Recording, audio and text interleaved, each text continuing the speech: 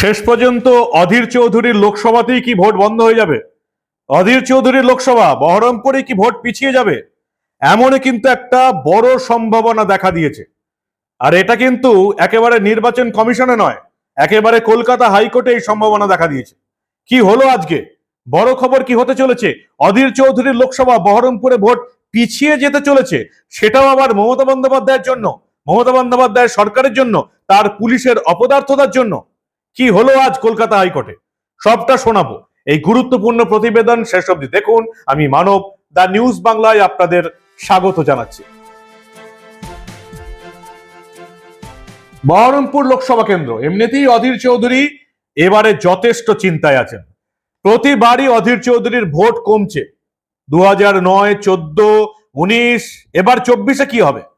অধীর চৌধুরীর ভোট যেমন কমছে, অধীর চৌধুরীর চিন্তা বাড়ছে, তেমন আজকে জানা গেল বহরমপুরের ভোটটাই পিছিয়ে দেয়া হতে পারে। অন্তত বহরমপুর লোকসভা কেন্দ্রের নির্বাচন পিছিয়ে দেওয়ার ইচ্ছা প্রকাশ করলেন কলকাতা হাইকোর্ট।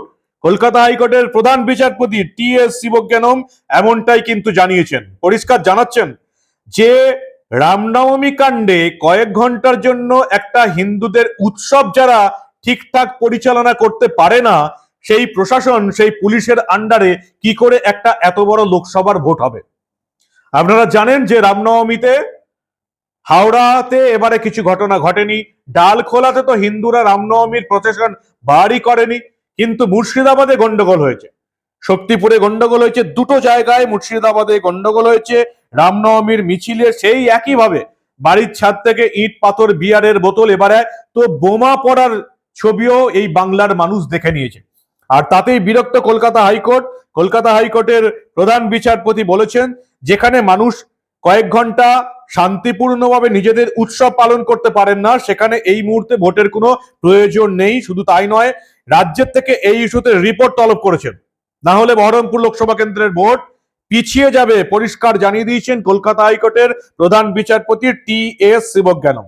17 এপ্রিল মুর্শিদাবাদ থেকে অশান্তির খবর এসছে। মুখ্যমন্ত্রী মমতা বন্দ্যোপাধ্যায় দাবি করেছেন বিজেপি অশান্তি ছড়ানোর চেষ্টা করছে। আজকে কলকাতা হাইকোর্টে প্রধান বিচারপতির বেঞ্চে প্রশ্ন উঠল, কে উস্কানি দিয়েছেন? আপনারা সবাই জানেন, গতবারের মতন এবারেও মুখ্যমন্ত্রী মমতা বন্দ্যোপাধ্যায় রামনবমী শুরু হবার 3 দিন আগে থেকে বলছেন, রামনবমীর মিছিলে যারা হাঁটবে তারা দাঙ্গা করবে, দাঙ্গা করবে, দাঙ্গা দাঙ্গা দাঙ্গা বলে এসেছেন মুখ্যমন্ত্রী মমতা বন্দ্যোপাধ্যায়। ঠিক সেটাই হলো মুর্শিদাবাদে। আগামী 13ই মে লোকসভা নির্বাচনের 3য় দফার ভোট গ্রহণ মুর্শিদাবাদের বহরমপুরে। তার আগে কড়া পর্যবেক্ষণ কলকাতা হাইকোর্টের প্রধান বিচারপতি টি.এস. শিবজ্ঞানমের। মঙ্গলবার রামনবমীর মিছিল সংক্রান্ত মামলায় বহরমপুরের ভোট পিছিয়ে দেওয়ার কথা বলেছেন প্রধান বিচারপতি। তার বক্তব্য, একটা সামান্য অনুষ্ঠান যদি কয়েক ঘন্টা শান্তিপূর্ণভাবে করা না যায়, তাহলে সেখানে ভোটের কোনো প্রয়োজন নেই। গত সপ্তাহে বুধবার রামনবমী পালিত হয় রাজ্যের বিভিন্ন জায়গায়। এরপরে মুর্শিদাবাদ থেকে, শক্তিপুর থেকে অশান্তির খবর আসে, সেই মামলা গড়ায় হাইকোর্ট অব্দি।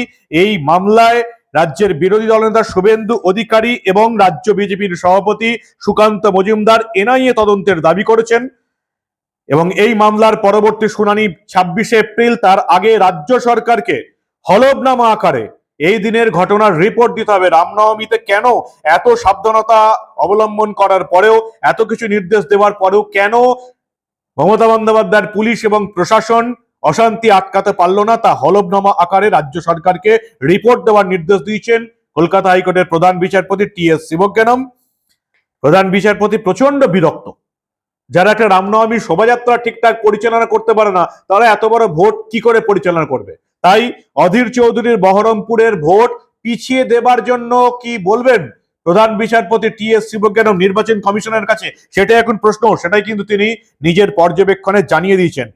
রেজিনগর বিধানসভার শক্তিপুর থানা রামনবমী দিন উত্তপ্ত হয়ে যায়। একদল দুষ্কৃতীর বিরুদ্ধে রামনবমীর মিছিলের উপর হামলা চালানোর অভিযোগ ওঠে।